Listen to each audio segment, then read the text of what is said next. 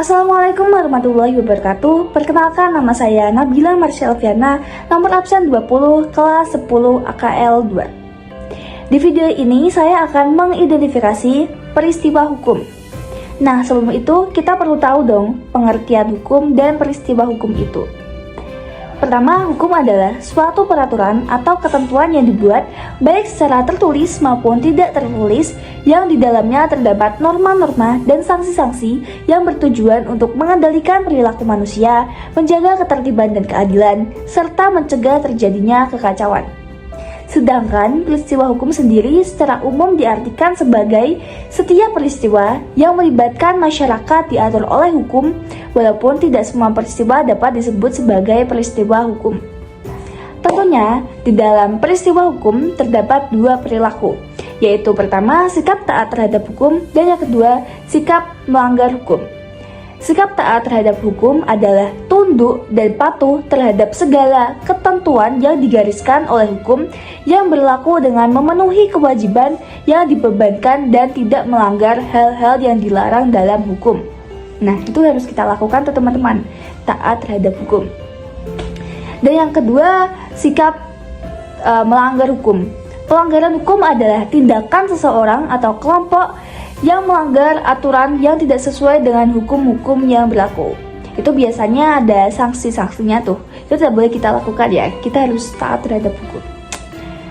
Jadi di video ini saya akan memberikan contoh-contoh peristiwa hukum, yaitu taat terhadap hukum dan melanggar hukum di lingkungan keluarga, sekolah, masyarakat, dan bangsa bernegara. Langsung saja ke contoh yang pertama.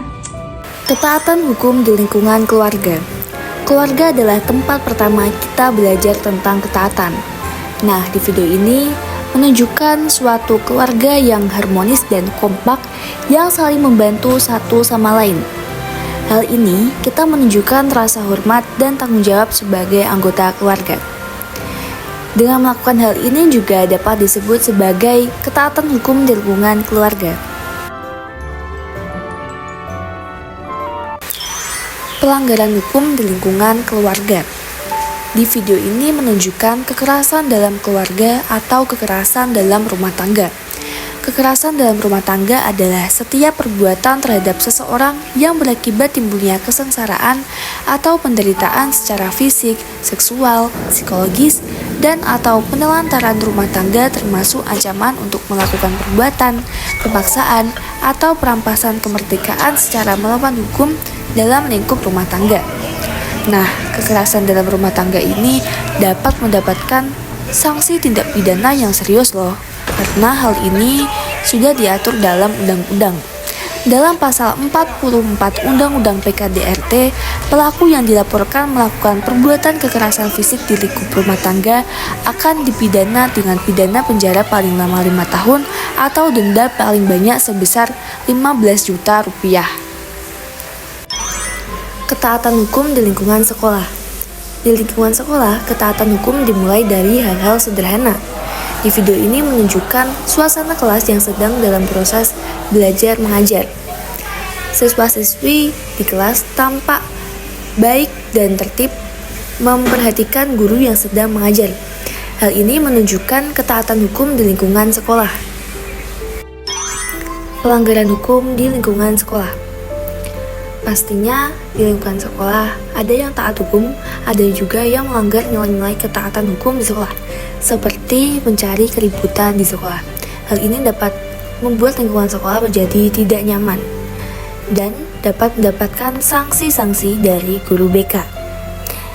Bahkan bisa jadi dikeluarkan dari sekolah. Selanjutnya, ketaatan hukum di lingkungan masyarakat. Sebagai warga negara Indonesia yang memiliki beragam suku, agama, ras, dan budaya, tentunya kita harus memiliki sikap toleransi.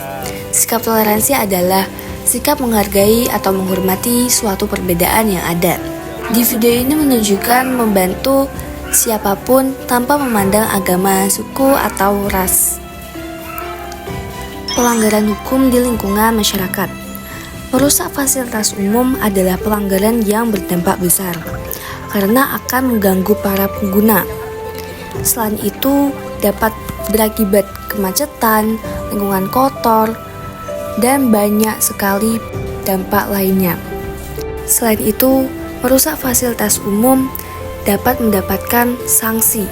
Dalam Undang-Undang Nomor 22 Tahun 2009 Pasal 28 Ayat 2 dijelaskan bahwa setiap orang yang melakukan perbuatan dan mengakibatkan gangguan pada fungsi perlengkapan jalan akan dipidana penjara paling lama 2 tahun atau denda paling banyak 50 juta rupiah. Ketaatan hukum di lingkungan bangsa dan negara. Sebagai warga negara, mematuhi hukum adalah kewajiban. Misalnya, mematuhi aturan lalu lintas. Dengan menaati rambu-rambu, kita tidak hanya menjaga keselamatan diri sendiri, tetapi juga keselamatan orang lain. Jika kita melanggar, kita akan mendapatkan sanksi sesuai Pasal 287 Ayat 1 dan 2 Undang-Undang LLAJ, yaitu pengemudi kendaraan bermotor di jalan yang melanggar aturan perintah atau larangan yang dinyatakan dengan rambu lalu lintas atau dengan alat pemberi isyarat lalu lintas dapat dipidana dengan pidana kurungan paling lama 2 bulan atau denda paling banyak 500.000. Pelanggaran hukum di lingkungan bangsa dan negara. Salah satu pelanggaran yang lebih serius dan berdampak luas yaitu terorisme. Terorisme tidak hanya mengakibatkan kerusakan fisik, tetapi juga berpengaruh mendalam terhadap stabilitas psikologis dan kohesi sosial. Dampak ini menciptakan rasa takut, kecemasan, dan perubahan perilaku yang signifikan di kalangan masyarakat, bahkan dapat kehilangan nyawa. Bagi pelaku terorisme, dapat sanksi hukum tindak pidana. Meski sudah ada di Kitab Undang-Undang Hukum Acara Pidana, pembuktian tindak pidana terorisme juga secara khusus diatur dalam Undang-Undang Nomor 5 Tahun 2018 tentang Pemberantasan Tindak Pidana Terorisme.